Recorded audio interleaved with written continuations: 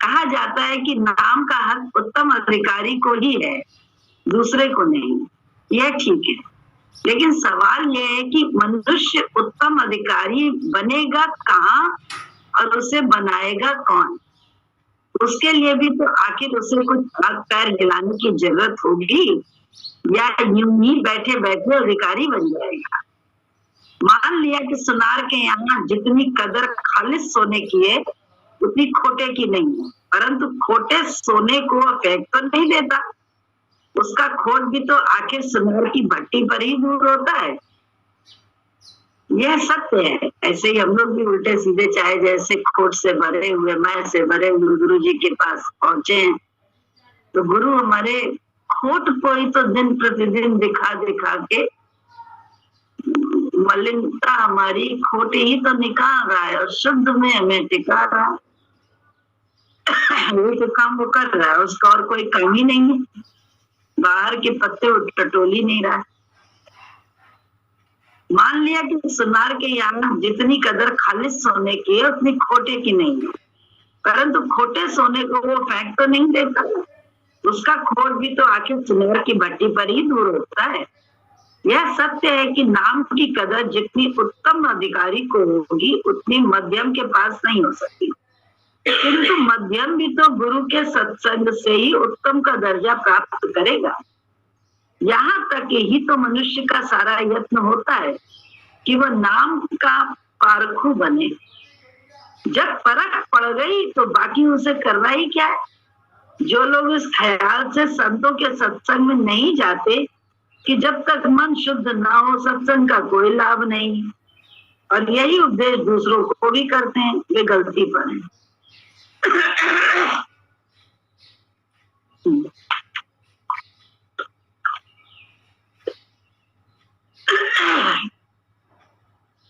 और यही उपदेश वे दूसरों को भी करते हैं कि वे गलती पे है, उनको वो गलती पर है। उनसे यदि पूछा जाए, भाई तुम जो सत्संग में इस ख्याल से नहीं जाते कि तुम्हारा मन साफ नहीं है, तो क्या सत्संग से दूर रहकर तुम मन को साफ कर पाओगे? यह उनकी परम भूल है, क्योंकि मन की सफाई के लिए ही तो सत्संग है। इसके सिवाय सत्संग का और कोई प्रयोजन ही क्या है? इसलिए तो जो लोग संतों के मार्ग में काम कर रहे हैं उनको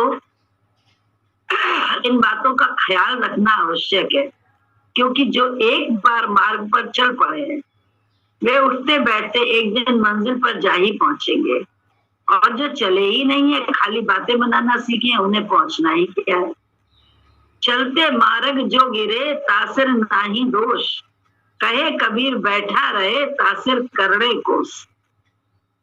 इसलिए उठो चलो और तबीयत में हर वक्त चलते रहने की आदत डालो।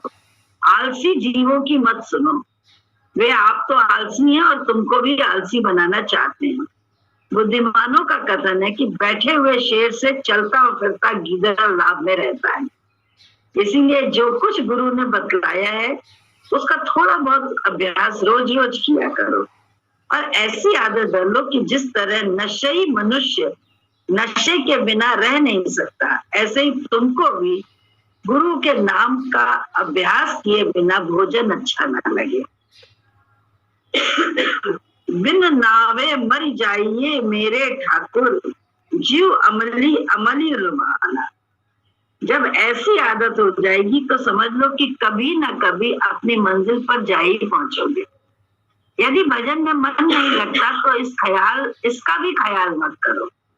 पहले अभ्यास में बैठने की आदत दृढ़ करो।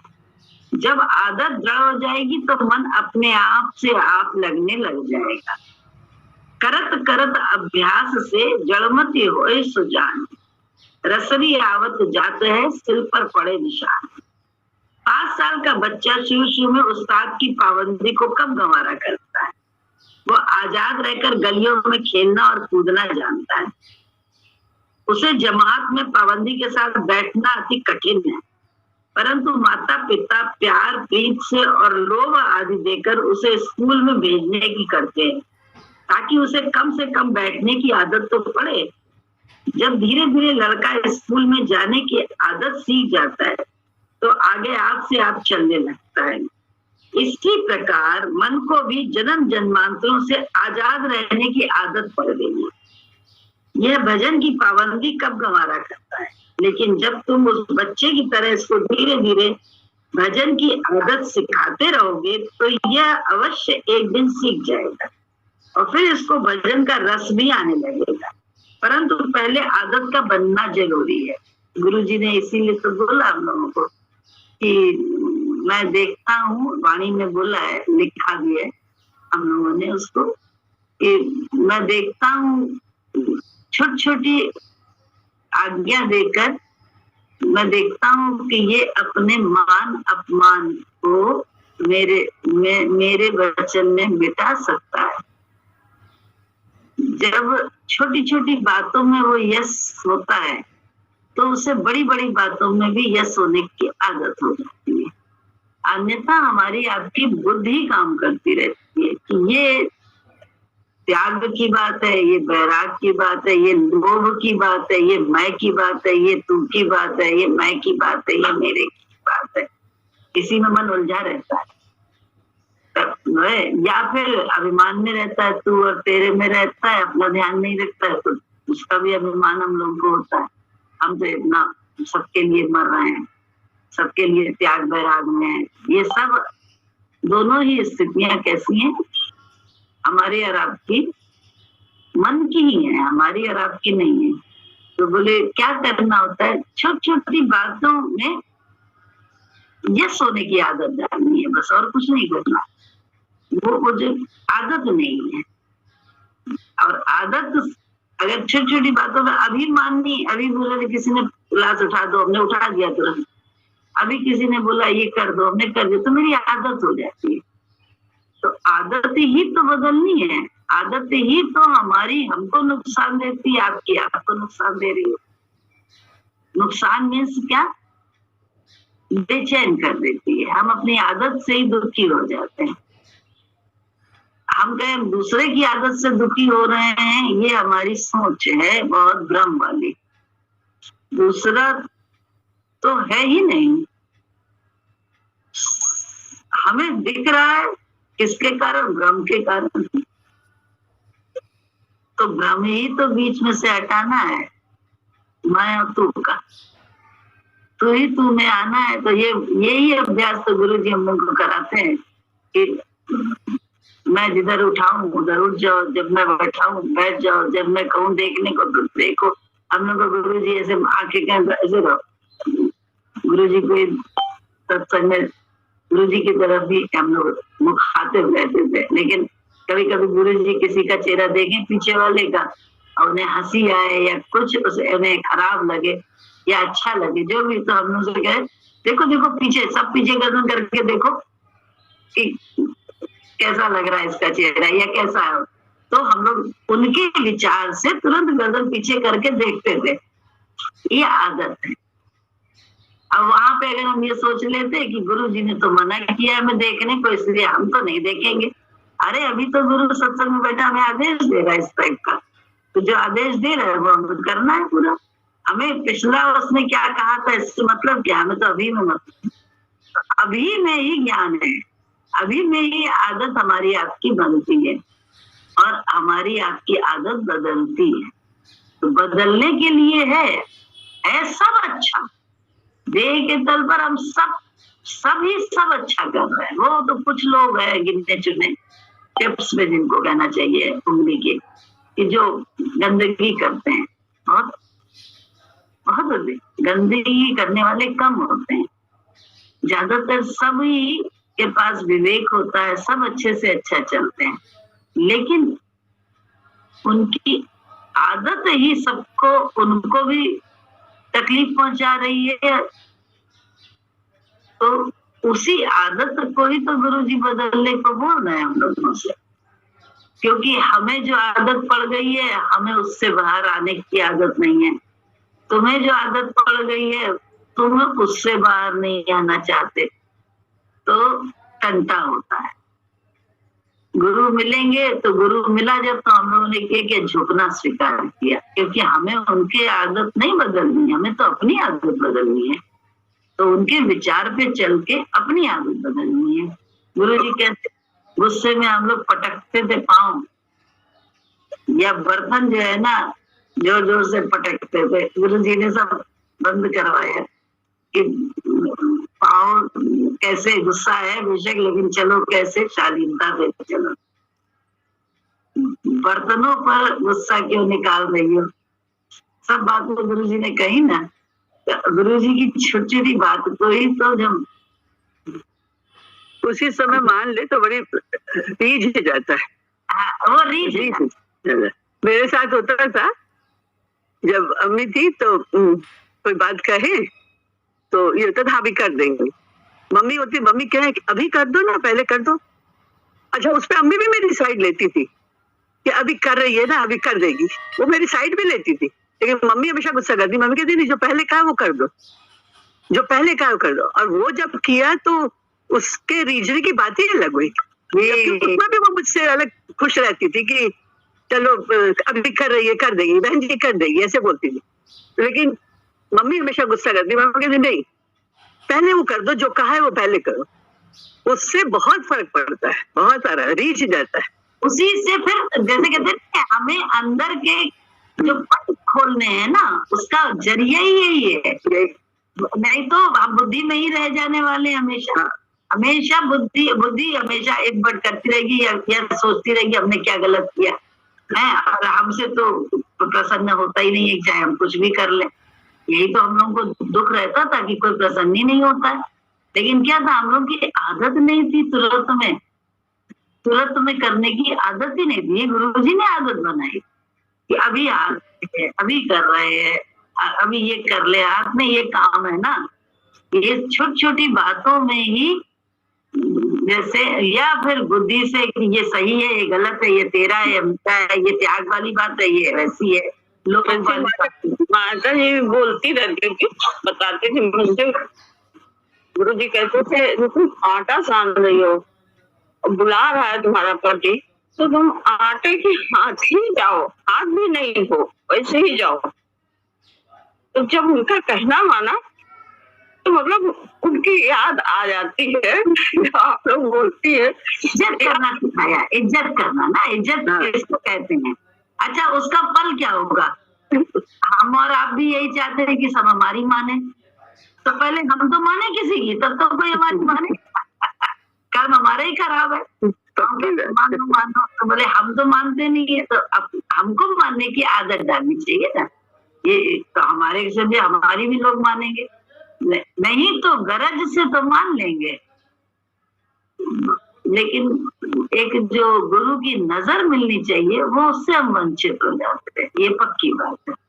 वो नजर ना हम ले सकते हैं ना आप ले सकते हैं हमें। वो नजर आप में वो झांकता है मेरे लिए तब मिलती है मुझे, और मेरे में वो झांकता है आपके लिए तो मिलती है। प्रकट वही होता है, तत्व मक्खन प्रकट होता है मथने से ना, बहुत ज्यादा भिगोया जाता है ना, तो बोले ऐसे ही वो भी प्रकट होता है। तत्व प्रकट करने का जरिया ही यही है, और उस जरिए को तो हमें इस्तेमाल करना होगा। सही गलत की सोच में बैठ के अगर हम उसको रिझाने का प्रयत्न कर रहे हैं तो उसका रिझना नहीं है, बाकी सब रिझ जाएंगे। नाम रूप तो रिझा रहता है, लेकिन जो अंदर में वो तत्व है उसको वो कठिनता से रिझता है, प्रगति नहीं हो पाता है। क्यों? हम अपनी ईगो को छोड़ नहीं पाते हैं, इसलिए ईगो ही तो छोड़ना है, और है क्या? ईगो भ्रम को ही मिटा दो बीच में से, नहीं तो तू और मैं एक ही है, बिल्कुल है। सच्चाई बता रहे इतना। जब आप सत्य से जुड़ने लगो तो बहुत गुरु जी को देखते थे कि रात में दिन में जैसे तकलीफ रहती थी, रात दिन में तो नहीं इतनी होती थी, रात में बहुत होती थी, क्योंकि दिन में तो जो सामने होते थे वो प्रबल ज्यादा उनका भाव होता था, तो उनके विचार से ही उनका चलता रहता था, भावानुसार उनसे कर्म होते। लेकिन रात में बड़ी तकलीफ में हो जाती थी, तो ये एकता है, एकता बोले एकता आत्मा में एकता, कि सभी ही उसी परमात्मा के हैं, सब एक दूसरे से जुड़े हैं। लेकिन जब हम अपनी देह भाव से जुड़े रहते हैं तो हमें थोड़ा थोड़ा अनुभव होता है इसका, क्योंकि अपने बच्चे से जुड़े, अपने पति से जुड़े, अपने माँ बाप से जुड़े, तो इस अंतर के जो तार का है पता चलता है।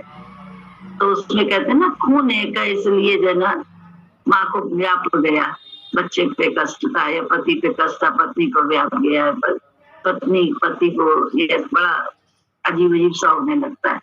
लेकिन यही दशा गुरु कैसी कर देता है, अंदर की आत्मा की एकता में हर एक के उससे जो है अंदर में कुछ कुछ होने लगे, पता भी नहीं चलेगा कि ये क्यों हो रहा है, लगेगा अपने शरीर में तकलीफ है, ऐसा महसूस होगा बिल्कुल कि बिल्कुल मेरे शरीर में तकलीफ है। और जब बातचीत करो या कुछ समझ में आए तो आगे रहस्य खुलता है, अरे ये तो तकलीफ सामने वाले की थी, हम अपनी समझ रहे थे। कल मेरे साथ बिल्कुल ऐसे हुआ, इतनी मेरी आंखें एक से बात कर रहे थे, बड़ी सूजी हुई अजीब सी जैसे, और इतना आंखों में पानी निकल रहा, लेटने चले गए थे, आंखों से पानी निकले जा रहा, हमको पता नहीं क्या हो गया आंखों में, ब्लड प्रेशर भी नहीं लग रहा है, कुछ नहीं हो रहा है। लेकिन जब शाम को जॉली को फोन किया सत्संग के बाद, तो पता चला कि उसका बड़ा तकलीफ थी, उसे जो है ना सर में बहुत दर्द हो रहा था, गर्दन में बहुत दर्द था बेहद। अच्छा, वो तकलीफ में तो फोन करती भी नहीं है कभी, अपने आप को कभी करती नहीं है कि हमको हो, हमने तो ऐसे किया उससे कि बात नहीं मिला, बात करें। तब महसूस हुआ कि देखो कैसे बिल, और उसके बाद जैसे ही उसने वो दवाई कहने से खाई, बहुत देर बाद तो खाई, कहना जल्दी नहीं माना, बहुत देर बाद खाई, लेकिन खाई दवाई और जैसे नींद बिल्कुल आंखें जैसे ऐसी हो गई ना, जैसे जैसे नॉर्मल हो गई।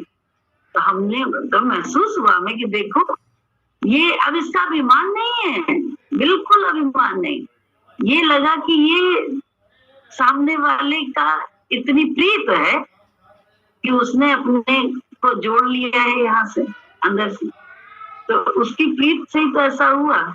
तभी गुरु जी की बात याद आ गई कि गुरु जी कहते थे जब हम लोग कुछ कहें कि मतलब महिमा करे तो ये तुम्हारा विश्वास है, तुम मानती हो तो हमें भगवान, ऐसे बोलते थे, तुम्हें तो भी तुम्हें फायदा हो जाता है तुम्हारे मानने के कारण, ऐसा बोलते थे। तो ये बात बिल्कुल जब अपने जीवन में अनुभव में आती तो समझ में आता है कि हाँ ऐसे लिंक जुड़ती है। ऐसे तो बस महिमा हो जाती है, जब अंकुर पैदा होने को थे तब भी गुरु जी को दर्द हुआ, हमें कोई पता थोड़ा ना चला कि हम गुरु जी को याद कर रहे हैं या क्या कर रहे हैं, सब कुछ भी नहीं पता था बस। लेकिन अंदर की तार से उन तक वो कष्ट पहुंच गया सारा, देना चाहा था उन्हें कष्ट हमने, ऐसा तो बिल्कुल नहीं था, लेकिन कष्ट स्वयं उन तक पहुंच गया क्योंकि प्रीत के कारण, तार जुड़ी होने के कारण अंदर के। तो ये तार जब जुड़ी होती है हमारी किसी से भी, कैसे भी किसी की हमसे जुड़ी होती है, हमारी किसी से जुड़ी होती है, तो एक दूसरे को बिना तार के, बिना टेलीफोन के, बिना उसके, कहते नहीं है कोई भी बिना वायरलेस के, अब तो वायरलेस वाले भी है, मतलब कहाँ कैसे कैसे बात हो जाती है। तो ये सारी बातें सिद्ध होती हैं कि अंदर में भी एक भगवान ने बड़ा बढ़िया वायरलेस तार जो है जिससे कनेक्शन होता है। ये साइंटिफिकली प्रूफ हो गया, पहले प्रूफ नहीं था लेकिन अभी तो हो गया है कि विदेश तक में जो है ना मिलना हो तो जो व्हाट्सएप मिल जाता है, फट से सामने देखने लगता है सामने वाला। गुरु के ज्ञान पर कहते नहीं है, खुद अपने जीवन को देख करके गुरु के ज्ञान पर यकीन और होता जा रहा है, रोज रोज नया अनुभव होता है, रोज रोज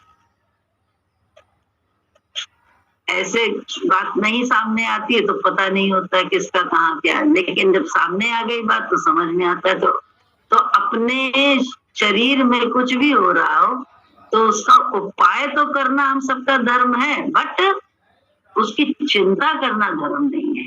ये सीख होना चाहिए। ये चिंता नहीं करें, पता नहीं किस कहाँ से कैसे हो रहा है, लेकिन उपाय कर ले। दर्द हो रहा है, नचो से हाथ में दवाई डालने की सोचेंगे, लेकिन चिंता कि हाय मेरी आंख में कुछ हो गया, मुझे ब्लड प्रेशर तो नहीं, मुझे फलाना तो नहीं, ये जो सोच चलती है हम लोगों की ना, वो गंदी है। वही हमारी संकल्प की सिद्धि करती है। कहते नहीं, उस सोच से अपने आप को निकालना चाहिए, हमेशा निकाले रहना है कि गुरु के ज्ञान को अमल में लाना है, सुनना नहीं है। और जब तक हमारे जीवन में सबका अनुभव ना हो तब तक हम कैसे माने कि गुरु कैसे शरीर में गुरु प्रकट हो सकता है। सतगुरु प्रकट करना है, सत गुरूर जिसको कहना चाहिए वो प्रकट। अभी तो असत गुरु प्रकट है हम सबका, तो बोले असत गुरु प्रकट होगा तो कैसे आराम मिलेगा किसी को भी। जिसका असत गुरु प्रकट है उसको आराम नहीं है, बेचैनी है जीवन में, हर बात में बेचैनी है, हर बात में वो दूसरे को दोष देता है, हर बात में उसे दूसरा दिखाई देता है, या कभी खुद अपनी गलती दिख मानेगा वो। लेकिन जो सत्य के गुरूर में होता है, सतगुरु को प्रकट करे, उसको ये नहीं लगता, उसे लगता है मन की दशा दिखाई देगा मन, तो मन की दशा करके उससे माफी भी होती है।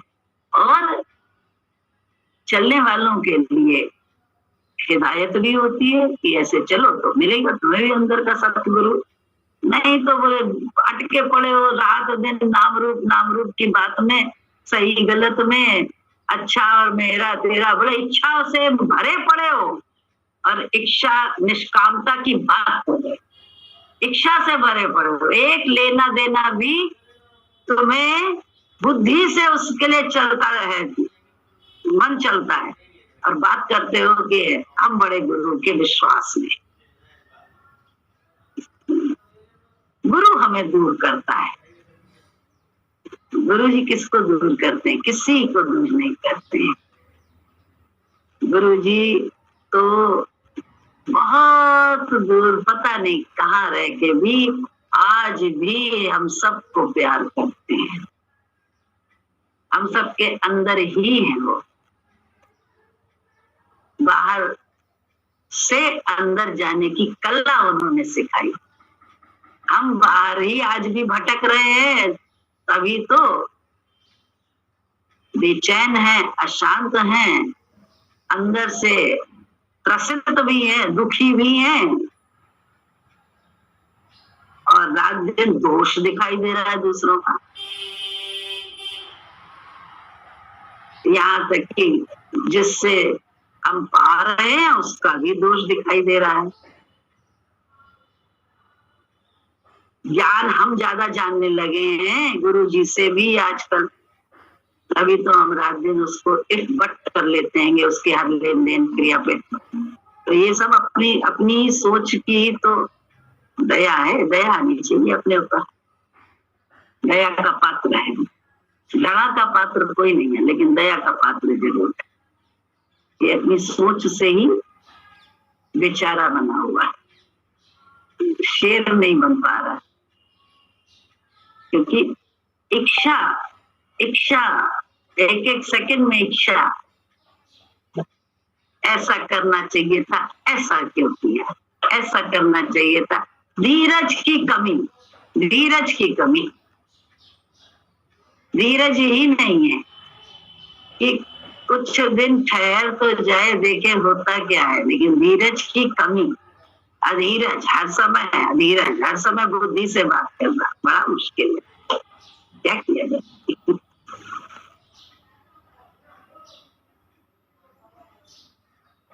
कबीर यह मन लालची समझे नहीं गंवार, भजन करन को आलसी खाने को होशियार।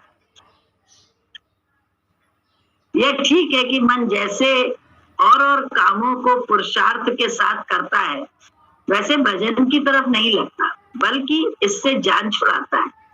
परंतु इसकी माननी नहीं चाहिए और न ही इसके कहने पर भजन को आगे के लिए छोड़ देना चाहिए, क्योंकि ऐसा करने से यह तुम्हारे वश में नहीं आ सकेगा। भजन का शाब्दिक अर्थ ये है भजना, और भजना वहीं से शुरू होता है जहां दूसरे की पट से मानते हैं। तो दूसरा हमको ये नहीं है कि भैया किसी चोर डाकू की या लोभी लालची की माननी है, हाँ अपने गुरु की माननी है। जब गुरु जी के विचार से हमें चलना है, उनकी माननी है, क्योंकि हमें अपने गुरु जी बहुत अच्छे लगते हैं। अच्छे लगते हैं तो फिर माननी है, फिर बुद्धि क्या चलता नहीं, एक बुद्धि चलाते हैं हम लोग।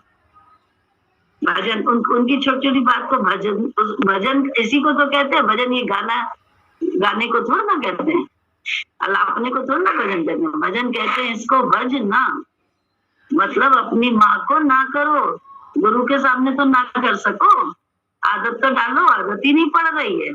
सच्चाई तो ये आदत नहीं पड़ रही। क्यों? अपने कर्म का दम्भ है और इच्छाएं बहुत है। उस सत्य के गुरूर को अंदर प्रगति ही नहीं करने देना चाहता। मन है ना, मन बीच में आ जाता है। क्यों? वो अपना राज्य लड़ेगा नहीं, वो राज्य अपना कैसे खत्म होने दे। साथी को हम साथी मानते नहीं, उसको तो हम दुश्मन माने बैठे हैं। गुरु को, उसको साथी कब माना हमने? जैसे जैसे हम ज्ञान ज्यादा जानने लगे, जैसे जैसे हम सेवा ज्यादा करने लगे, जैसे जैसे हम त्याग वैराग में रहने लगे, वैसे वैसे हमको और ज्यादा अभिमान चढ़ने लगा। वैसे वैसे हमें गुरु जी भी गलत दिखाई देने लगे, सत्संगी गलत दिखाई देने लग गए। ये हमारे अभिमान का चेहरा है। और हम कहते हैं हम सबसे ज्यादा त्याग वैराग में, हम सब कुछ कर रहे हैं, दूसरा नहीं हमारे साथ कर रहा है।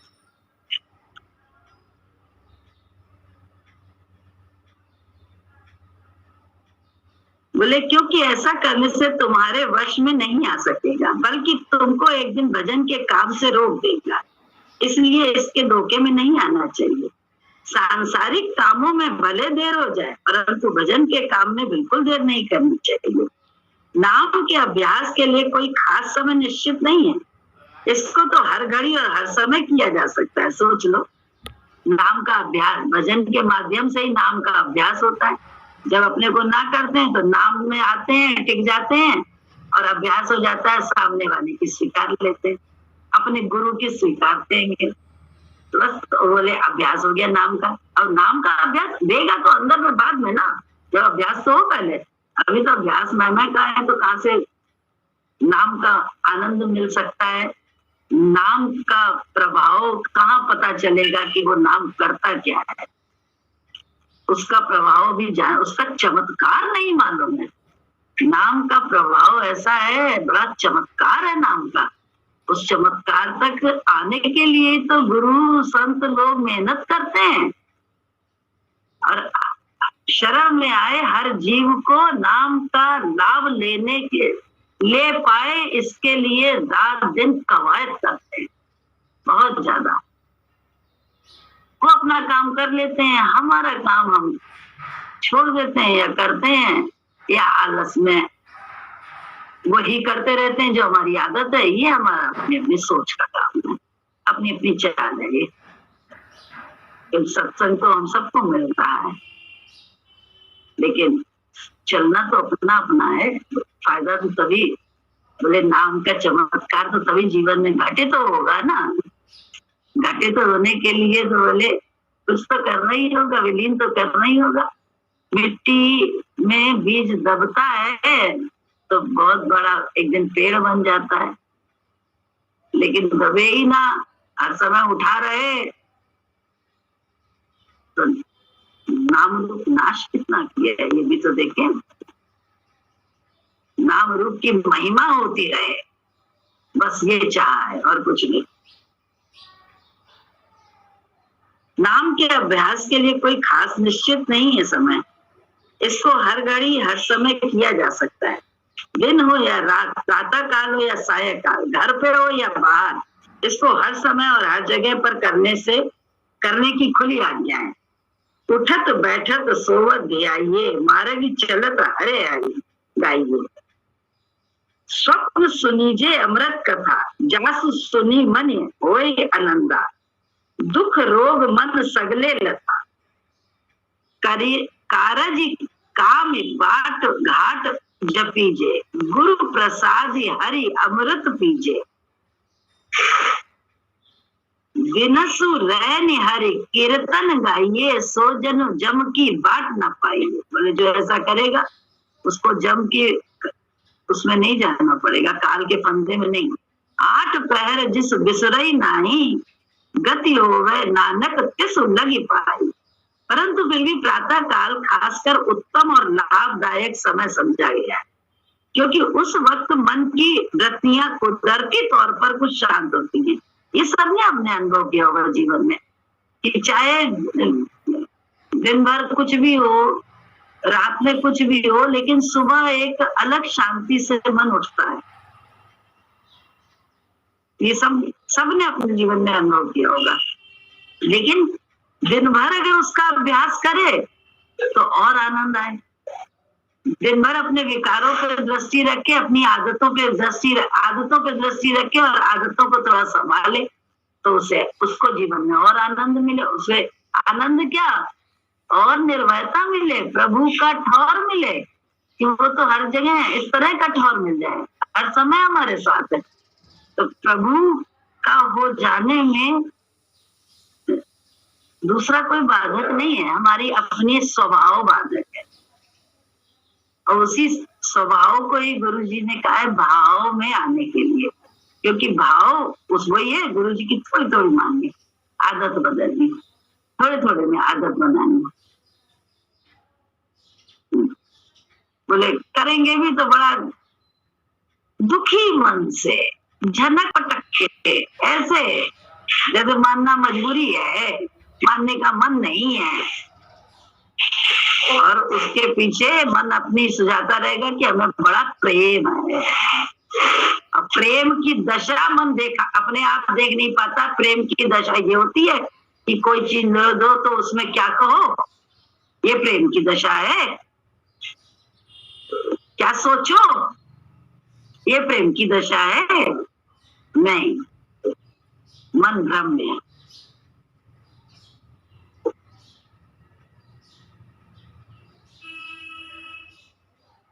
बहुत गुरु जी याद आते हैं, हर बात में याद आते हैं। किसी को खिला देते थे गुरु जी, जो बाहर जाके उल्टा सीधा खाएगा और पैसा भी खर्च करेगा, तो अपने घर में अगर रखा हुआ होता था तो दे देते थे, चला जाएगा भूखा और फिर उल्टा सीधा खाएगा। उसी पे बड़े चर्चे हुए गुरु जी के। गुरु जी बासी खिलाते हैं, अरे बड़े चर्चे हुए इन सब बातों के। गुरु जी सफाई दिए कि बोले बताओ क्या दिक्कत है, अगर वो बच्चा बाहर का पैसे खर्च किया हुआ कितना ताजा है ये कौन जाने, यहाँ तो कम से कम मालूम है शुद्ध है, घर का है। मैं अगर वो दे देता हूँ तो क्या मैं गलत करता हूँ। ऐसे सफाई जब गुरु जी ने दी थी तो सोच के लगा था, देखो कहने के लाखों हैं भक्त, हजारों आ रहे हैं, गुरु जी को एक पल का समय भी नहीं मिल रहा है, लेकिन उनमें से कौन ले जाएगा ये तो पता ही नहीं, कि कोई है भी पात्र की नहीं ये पता नहीं। सच्चाई ये तो।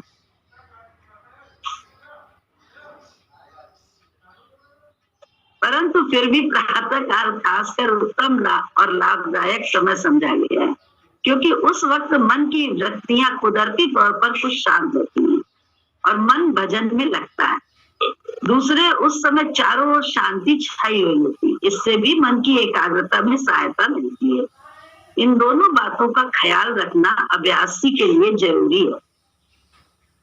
कई सज्जनों का ख्याल होता है कि जब शरीर किसी कारण से अपवित्र हो तो नाम नहीं जपना चाहिए, परंतु यह उनकी भूल है, क्योंकि नाम ही तो हमारा लोक परलोक का सच्चा साथी, सच्चा मित्र, सच्चा सखा, पवित्र, पावन और कल्याणदाता है। फिर ऐसे मित्र को किसी समय क्यों अलग किया जाए? उसे तो हर घड़ी अपने साथ रखने की जरूरत है। नाम जाति नाम मेरा पति, बोले नाम जातु नाम मेरा पति, नाम मेरे परिवारे, नाम लग सखाई सदा मेरे संग, हरि नाम मोकऊ निस्तारे, गुरुवाणी ने कहा। और दूसरी बात यह कि संभव है कि उस अपवित्र दशा में ही शरीर छूट जाए, और जिस अंतिम समय के लिए नाम का सुमिरन अति आवश्यक है, वह अनमोल समय हम शुद्ध अशुद्ध के भ्रम में रहकर हाथ से खो बैठे। ये देखो कितनी सही है। अंतिम समय में भगवान का नाम हो तो बोले बहुत, जो ये अभी के कष्ट है ये बहुत कम है, बहुत कम है। एक ही सोचता है हम सबसे ज्यादा कष्ट में है, लेकिन सच बता रहे हैं, ये चाहे शरीर में रोग है, चाहे कुछ है, चाहे कैसा भी है दुख, वो सब कष्ट बहुत कम है। बाद के कष्ट जो है ना, काल के फंदे में चले जाने वाले कष्ट अति मतलब क्या बताएं कैसे दुखमय है, गाढ़ो दुख वाले हैं। हमें अच्छी तरह से याद है जिस समय इनके शरीर शांत हो रहा था पतिदेव का, तो उस समय हमें तो इतना ज्ञान नहीं था, हम रो रहे थे, तो मेरी सास ने मुझसे कहा था, लता रोने के लिए बात का समय है, अभी हरि नाम राम नाम राम नाम राम राम करो, राम राम करो, राम राम करो। क्योंकि सामने प्राण निकल रहे थे तो सब राम राम करने वो, लेकिन उनके राम राम कहने की ये महिमा बाद में समझी, गुरु जी से समझ में आया कि देखो ज्ञान भी नहीं, सब कुछ नहीं, लेकिन उसके बाद भी उस समय वो रोना धोना छोड़ के राम राम हम लोग से जपवा रही थी। तो ये क्यों? क्योंकि ये है, संतों से पता चला है। किसी की बात को मानना हम सीखे, हम तो अपने मन की करना सीखते हैं बस, और कुछ है ही नहीं। अपने को ज्ञानी मानने लगे हैं, पता नहीं क्या हो गया है हमें। कहते नहीं है लोग क्रॉनिक मैं के हम शिकार हैं, क्रॉनिक मैं, क्रॉनिक रोग होता है ना, बड़ा बहुत पुराना, ऐसे ही हम बड़ी पुरानी मैं के शिकार है, और हर वक्त अपनी मैं को पालते हैं। सबसे बड़ी बात, अपनी आदत बदलते नहीं है, हर क्षण अपनी आदत को ही सही मान के कार्य करते रहते हैं। बताओ कैसे हम इस क्रॉनिक बीमारी से छूटेंगे? मैं की क्लास तो यही है, क्लास तो यहाँ कर्मों का कोई नहीं है, एक से एक यहाँ पे गुरु जी के पास एक से एक राजे महाराजे रानियां ज्ञानी और विद्वान, बड़े इंटेलिजेंट, बड़े अच्छी पोस्ट पे आने वाले एक से एक,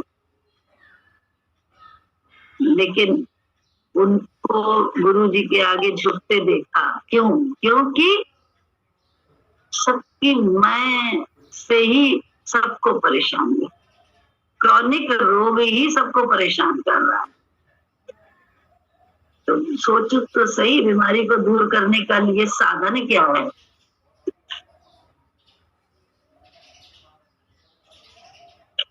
दूसरी बात यह कि संभव है अपवित्र दशा में शरीर छूट जाए, और जिस अंतिम समय के लिए नाम का सुमिरन अति आवश्यक है, वह अनमोल समय हम शुद्ध अशुद्ध के भ्रम में रहकर हाथ से खो बैठे। यह ख्याल गलत है। नाम पतित पावन है, वह पापियों को भी पवित्र करने वाला है। उस पतित पावन वस्तु को दूर करके हम पवित्र किससे हो सकते हैं? क्योंकि नाम के बिना तो शरीर से लेकर सारी वस्तुएं झूठी हैं। माता झूठी, पिता भी झूठा, झूठे ही फल लागे, आवही झूठे, जाए भी झूठे, झूठे मरही अभागे। कहूँ पंडित सूचा कवन उठाऊ, जहाँ बैस सही, जहाँ बैसियो भोजन खाऊ, जहाँ बैठ के भोजन करे। जिव्या झूठी, बोलत झूठा, करण नेत्र सभी झूठे, इंद्री की झूठी उतरसी नाही, ब्रह्म अग्नि के लूठे। अगनी भी झूठी, पानी भी झूठा, झूठी भैंस पकाइया, झूठी करछी परोसन लागा, झूठे ही बैठ खाइया, गोबर झूठा, चक्का झूठिया, झूठी दीनी कारा, कह कबीर तेई नर सूचे साची परी विचारा। कथा है, एक बार कबीर साहब कहीं जा रहे थे कि मार्ग में एक ब्राह्मण देवता से भेंट हो गई, जो हाथ में लोटा और कान पर जनेऊ लपेटे हुए शौच क्रिया से निपट कर गांव की तरफ आ रहा था।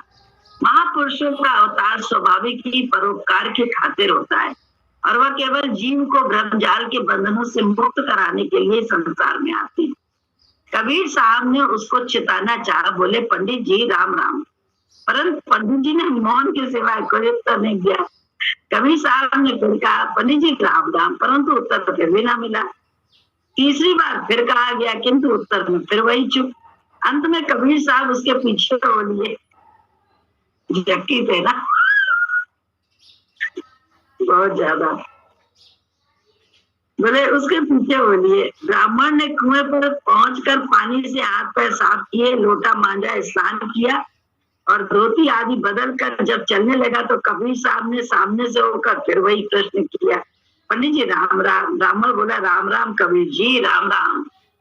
कबीर साहब बोले जब मैंने पहले आपसे राम राम कहा था तो आप क्यों नहीं बोले? ब्राह्मण ने उत्तर दिया, उस समय मैं शौच क्रिया के कारण अपवित्र था और उस अपवित्र दशा में राम राम कहना ठीक नहीं था, इसलिए मैं नहीं बोला। कबीर साहब बोले तो क्या आप पवित्र हो गए हैं? ब्राह्मण बोला जी हाँ। कबीर साहब बोले किसी का भी कोई प्रसंग सुनो तो गुरु जी याद आ जाते। गुरु जी यहाँ आए थे धर्मशाला में और कोई गुरु जी को कोई बाथरूम जाना था तो हम जो है ना गुरु जी गए बाथरूम।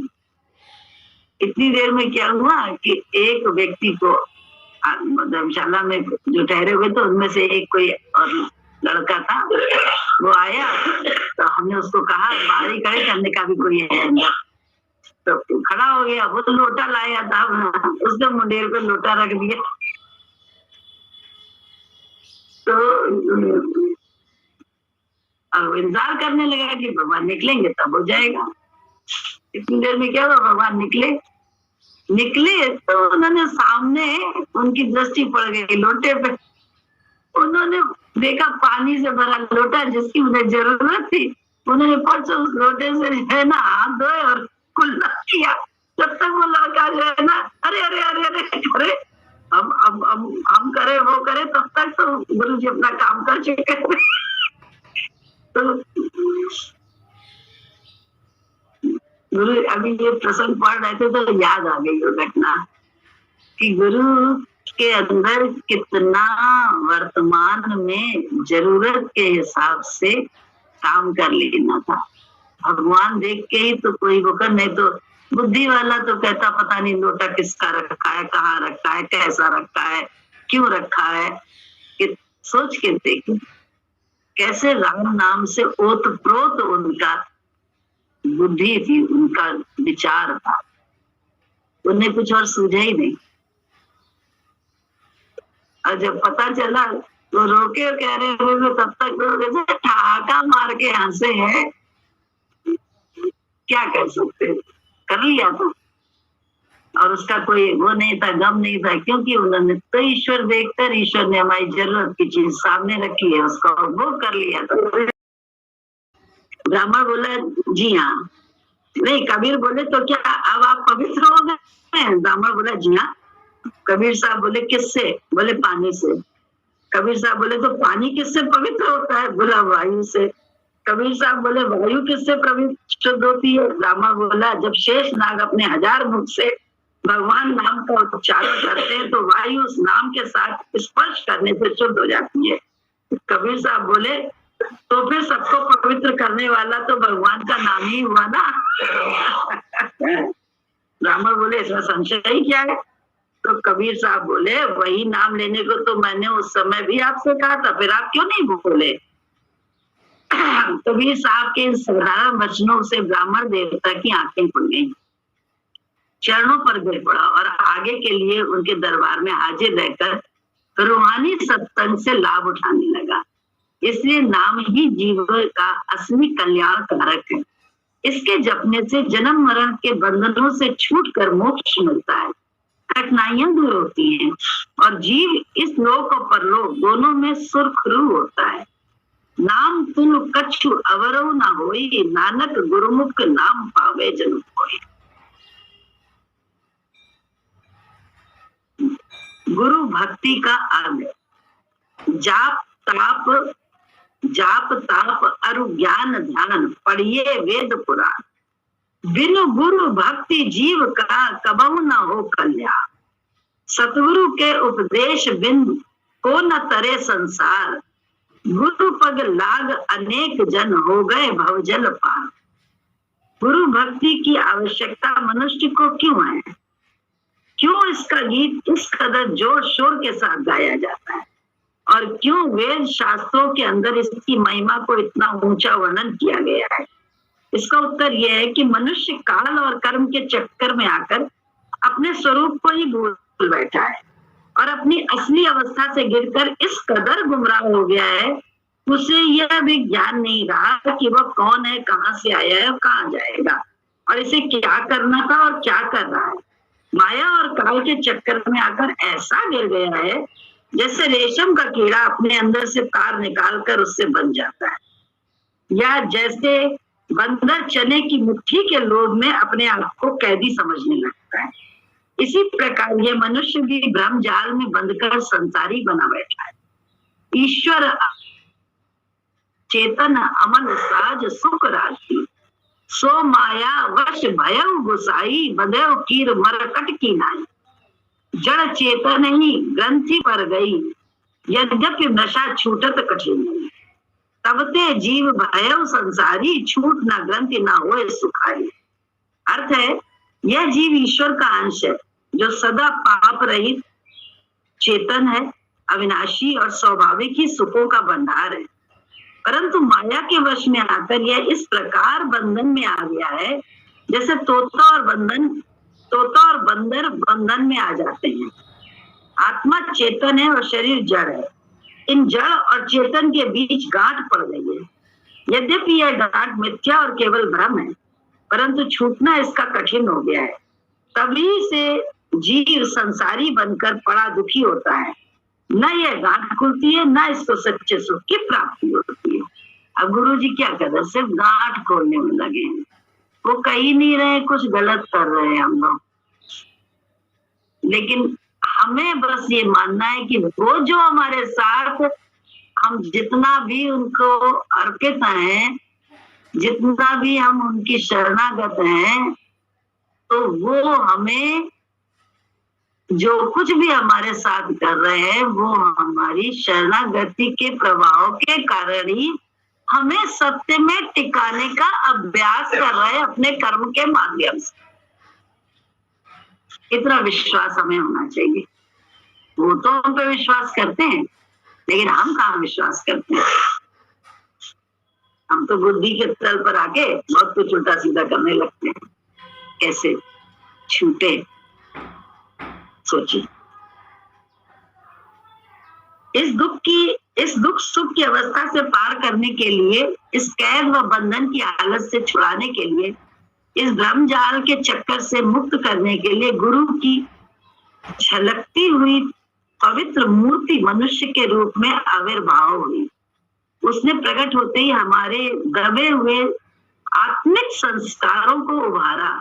हमारा संबंध उसकी हस्ती के साथ जुड़ा। उसका आदर्श सामने रखते ही उसकी पवित्रता का भाग हमको भी मिला।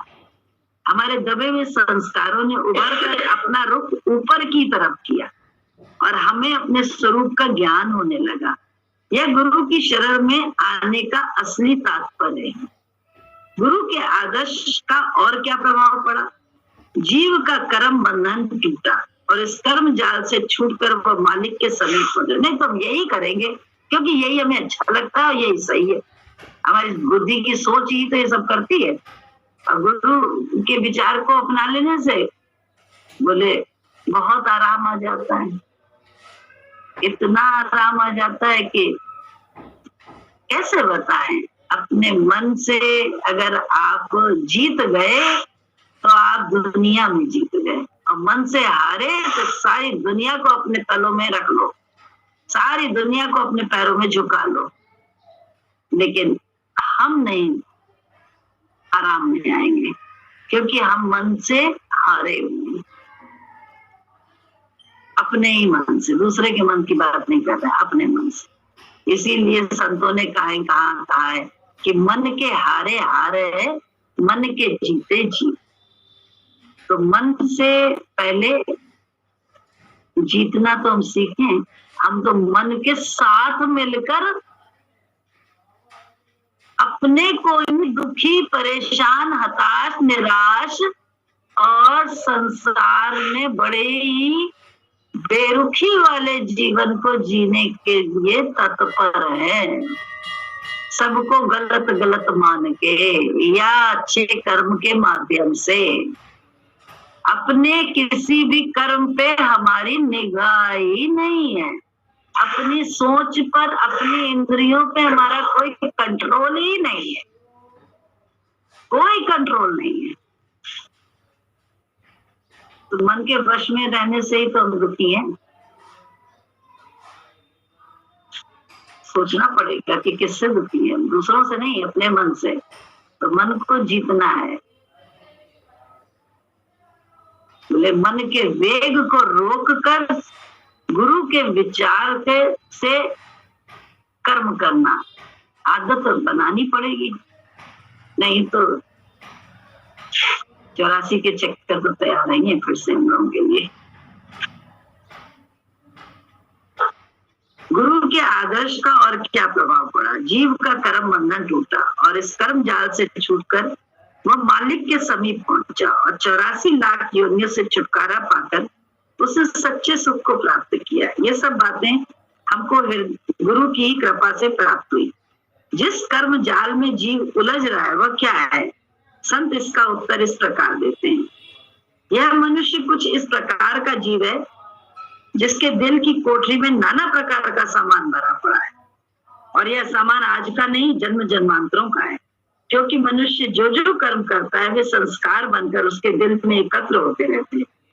इस प्रकार बेअंत जन्मों के कर्मों का खजाना इसके अंदर जमा पड़ा रहता है।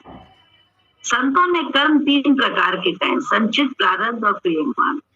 यह 3 प्रकार के कर्म है जिनके बनाने वाला मनुष्य अपना आप है। संचित नाम इकट्ठे अर्थात समूह का है। जो कर्म अनेक जन्मों से इकट्ठे होकर दिल के अंदर जमा पड़े रहते हैं वे संचित कहलाते हैं, और जो उसे संचित कर्मों के ढेर से निकालकर एक जन्म के भोगने के वास्ते दिए जाते हैं वे प्रारब्ध कर्म होते हैं। तभी तो देखो जब गुरु मिलते हैं तो वो क्या करते हैं, ज्यादातर सब संतों को देखो, जितने भक्तों को देखो, सबके जीवन में दुख रहा, तो वो क्या कर रहे थे, कहे हमने तो इतना अच्छा किया फिर भी हमें दुख मिला। ये उनकी सोच होती है जो सत्य नहीं जानते हैं कि गुरु के द्वारा हमारे जन्म जन्म के पाप जो है ना, जन्म जन्म के कर्मों का निस्तारण किया जा रहा है, इसीलिए दुख मिलता है। तो उसका कारण ये नहीं होता है कि हमने कुछ गलत किया है या दूसरे ने सही किया, उसका कारण ये होता है कि हमारे कर्म वो अपने माध्यम से सब काट रहा है। तो श्रद्धा होती है, विश्वास होता है, तो हम जो है ना उसको सर माथे पे लेते हैं। श्रद्धा विश्वास नहीं है तो हम कहते हैं मेरे साथ ऐसा हो रहा है, मेरे साथ ये हो रहा है, बहुत कुछ कहते सुनते हैं, बहुत कुछ नहीं बोल पाते हैं तो दिल में दिमाग में घूमते रहते हैं कि हम तो चाहे कुछ कर ले, हमें तो यही मिलना है, हमें तो यही मिलना है, पता नहीं क्या क्या बोलता रहता है। मन की दशा है, हमारी आपकी दशा नहीं है। और मन के साथ हम रहते हैं इसीलिए हम बेवकूफ बन जाते हैं, बेवकूफ हो जाते हैं और बाद में अपना नुकसान करते हैं। नुकसान यही कि जन्म मरण के चक्कर में पता नहीं इसी क्षण में अगर मौत आनी हो तो चलेगा, फिर काल के चक्कर में फंस गए। मनुष्य की मौजूदा हालत उन्हीं का असर है और क्रियमान कर्म वे हैं जो अभी किए जा रहे हैं। जो कर्म वर्तमान काल में किए जाते हैं वे साथ साथ उसी पुराने जखीरे में शामिल होते रहते हैं। यह कर्म कथा का संक्षिप्त वर्णन है। और जब प्रारब्ध कर्मों को भोगता भोगता मनुष्य उनको खत्म कर देता है तब शरीर छूट जाता है और फिर उसी खजाने से एक जन्म के लिए कर्मों का खर्चा उसको मिल जाता है, जिसके अनुसार फिर दूसरे शरीर को धारण करके उनको भोगना शुरू कर देता है। यही धर्मराज की अदालत है जो प्रकृति के नियम अनुसार हमारे दिल के अंदर बैठकर न्याय करती रहती है। यहाँ कर्मों के सिलसिले को निश्चय कराने के लिए एक प्रमाण दिया जाता है जिसके द्वारा इनका स्वरूप और भी स्पष्ट हो जाएगा और साधारण समझबूझ वाले भी इसे बड़ी प्रकार जान पाएंगे। एक मनुष्य है जिसने बहुत सा रुपया बैंक में जमा कर रखा है और 100 रुपया माहवार उसका खर्च है। वह हर महीने की पहली तारीख को खर्च के लिए 100 रुपया बैंक से निकलवा लेता है और साथ ही अपनी माहवारी आमदनी को बैंक में जमा करा देता है। बिल्कुल उसी नियम के अनुसार कर्मों का भी सिलसिला है। संचित कर्म दिल के बैंक में जमा की हुई रकम है। प्रारब्ध वे कर्म है जो मनुष्य को उस खजाने से एक जन्म के भोगने के लिए माहवारी खर्च के तौर पर मिलते हैं और उनको वो हर जन्म के शुरू में उस खजाने से अलग कर लेता है। अब अच्छे कर्म होते हैं तो व्यक्ति बुरा अभी करता जाता है और सोचता है मुझे तो कुछ मिल नहीं रहा है, मैं तो चाहे जितना बुरा करता चलूं मेरा अच्छा ही होता है। और देखने वाले भी कहते हैं वो तो फल फूल रहे हैं इतना बुरा कर्म करने के बाद भी। ऐसे ही तो हम लोग बोलते हैं अरे वो तो सब उल्टा सीधा कर रहा है उसके बाद भी फल फूल रहा है। अरे भैया आज के कर्म का जो है वो उनका संचित हो रहा है, उन्हें इतना ही माहवारी के तौर पर एक जन्म के रूप में उन्हें उनके संचित कर्मों से थोड़ा सा मिला है जितना वो सह सकते हैं और जी सकते हैं दोबारा। तो अभी तो उनका खत्म होने का तो कोई बात ही नहीं, और सबकी तो और जन्म के चक्कर में जाने की तैयारी है। तो सोचो हम लोग बुद्धि से इसी को कहते हैं अरे वो तो बड़ा फल फूल रहेगा। अरे कहने की बात है, ज्ञान में है हर समय यही देखते रहे, ऐसे ऐसे करके हम लोग बोलते हैं या बस हम ही देखते रहे। देख लिया मिला क्या, हम आंख के अंधे हैं, कान के कच्चे हैं बिल्कुल, और दिमाग से बिल्कुल बिल्कुल इधर से ये 3 चुराइए तोड़वा लो फिर बेल लो छुड़ा दे। दिमाग हमारे लोगों का नहीं चलता है सही दिशा में। तभी हम ये बात कहते हैं क्यों, जब गुरु जी से ज्ञान मिल गया तो ये बात मुंह से निकलती है अरे राम गुरु जी तो हमारे जन्म जन्म के काट के और हमें आज तक कैसे नाजों से पाल रहे हैं। ये लगता ही नहीं कि वो हमें दुख दे रहे हैं। क्या दुख दिया अपना रिकॉर्ड हम देख ले। जब से गुरु जी से मिले हैं तब से आज तक का जीवन देख रहे हैं। हर हाल में रक्षा ही करी है उन्होंने, हर हाल में हमें पाला है, हर हाल में हमारे मन की ही करी है उन्होंने। तो कैसे तो गुरु जी प्यारे हैं, कैसे बताएं, कैसे नहीं बता पाते, बड़ा मुश्किल होता है बता पाना।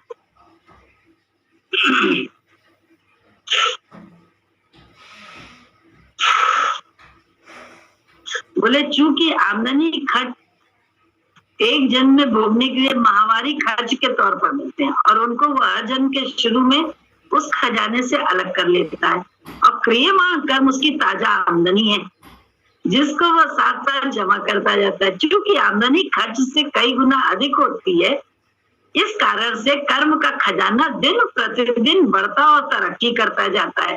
इस तरह से करोड़ों जन्मों के नक्शे दिल के अंदर जमा होते हैं। ये नक्शे क्या है? यही सब योनियां हैं।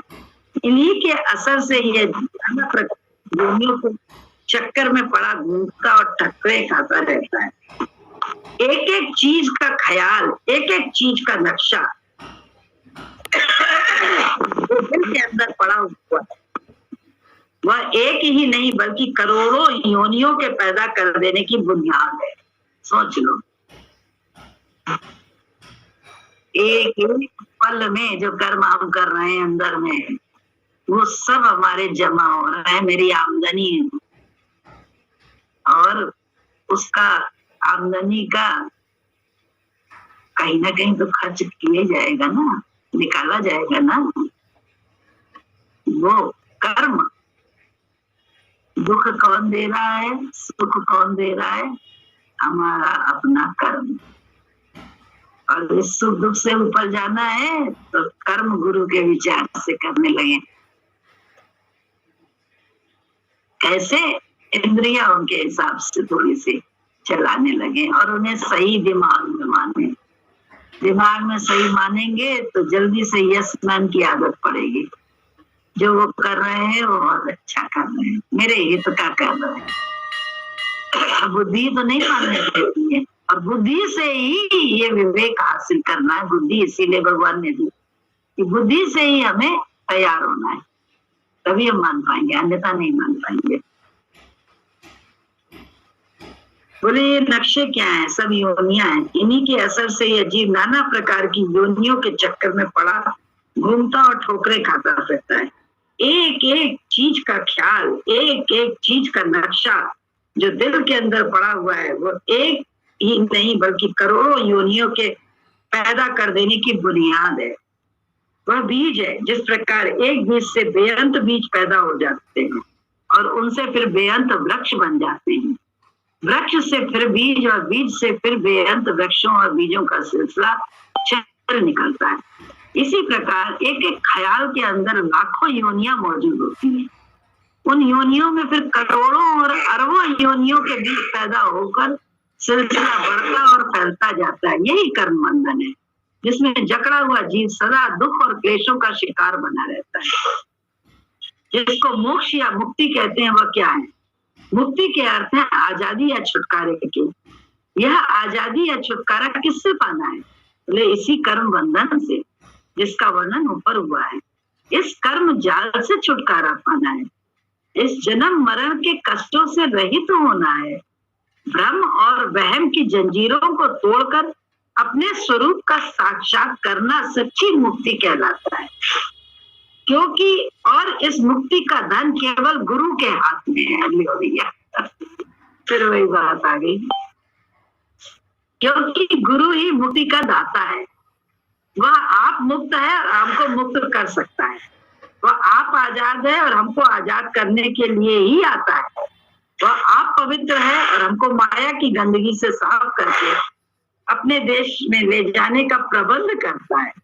यह गुरु है और गुरु धारण करने का असली प्रयोजन भी यही है। आम लोग गुरु धारण करने का अभिप्राय कम समझते हैं। वे जानते हैं कि गुरु शायद उनको कोई विचित्र और कोई नई वस्तु बना देगा, लेकिन गुरु धारण करने का भाव ही ये नहीं है। यह जीव वास्तव में जो कुछ है वही रहेगा।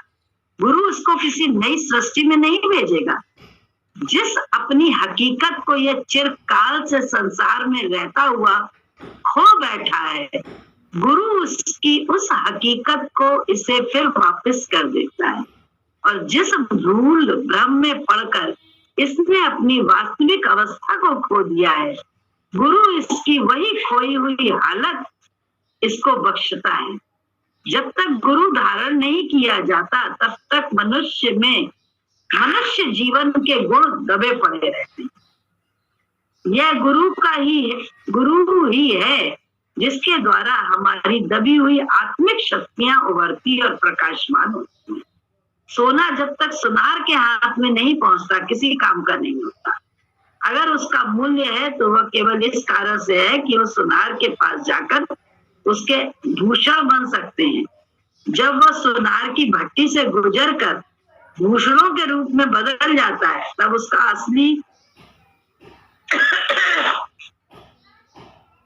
असली मूल्य पड़ता है।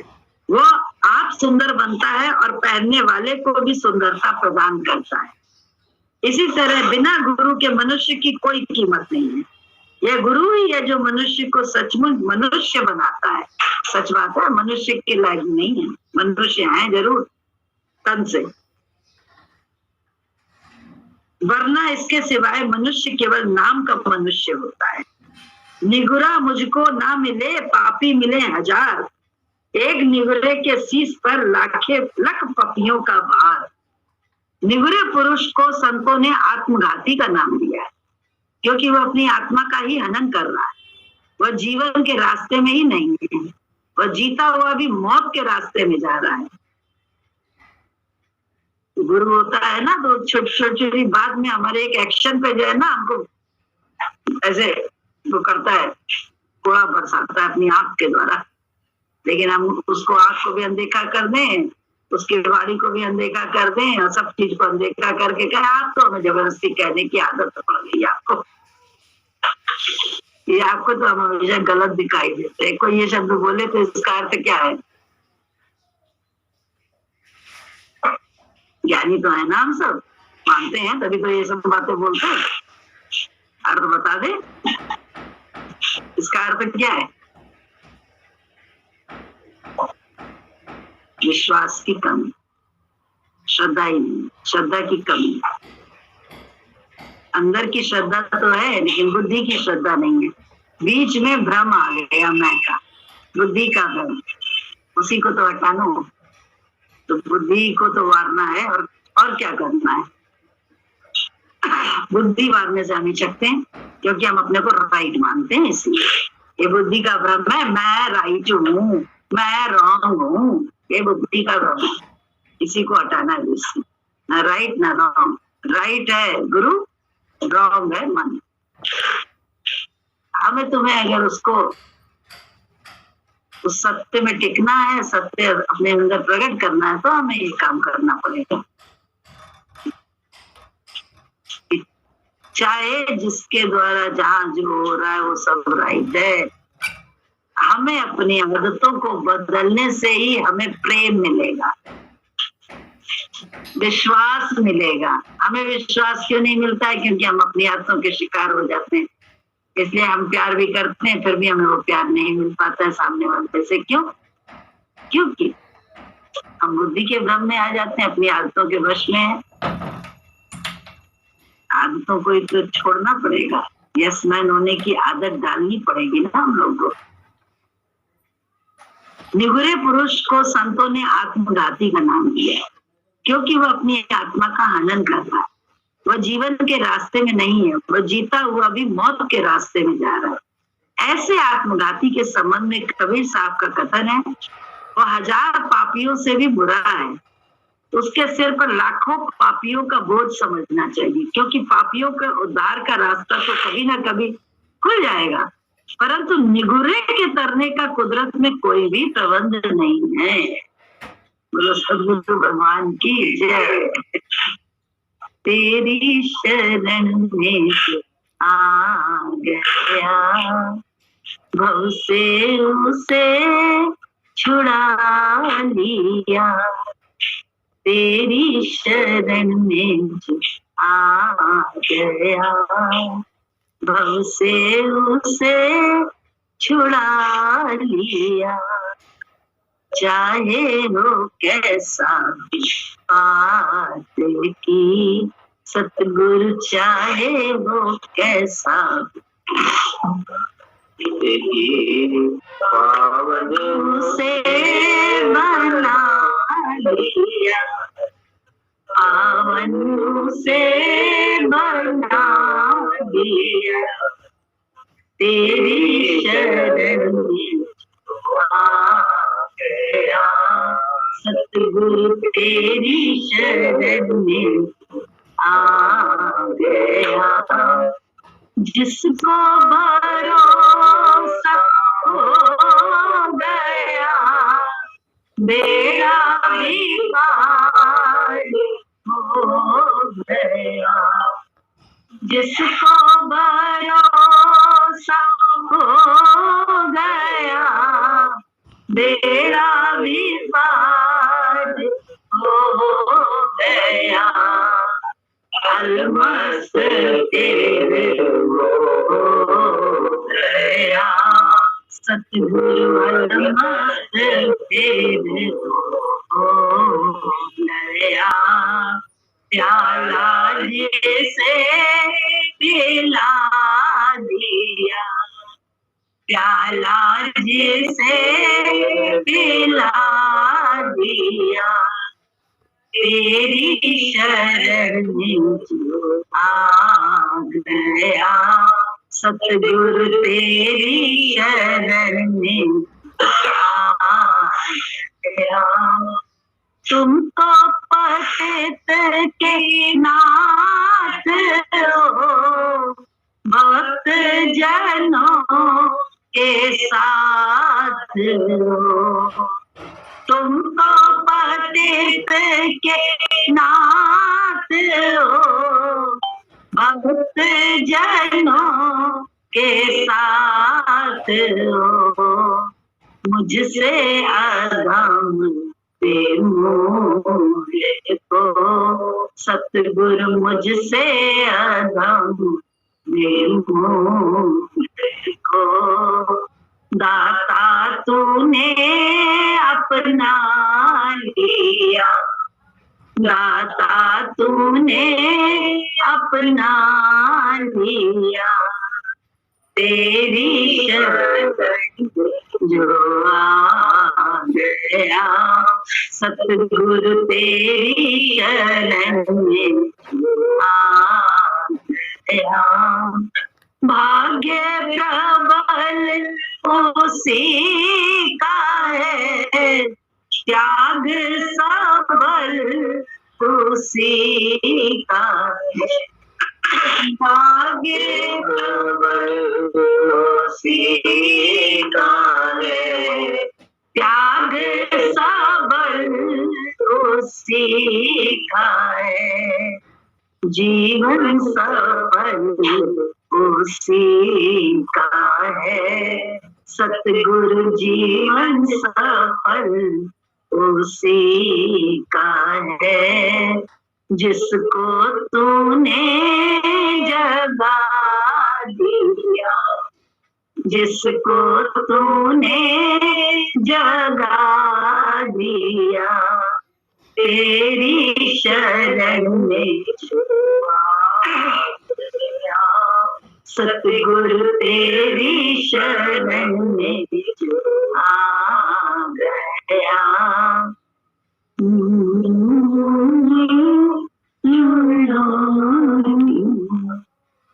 चाहे वो कैसा भी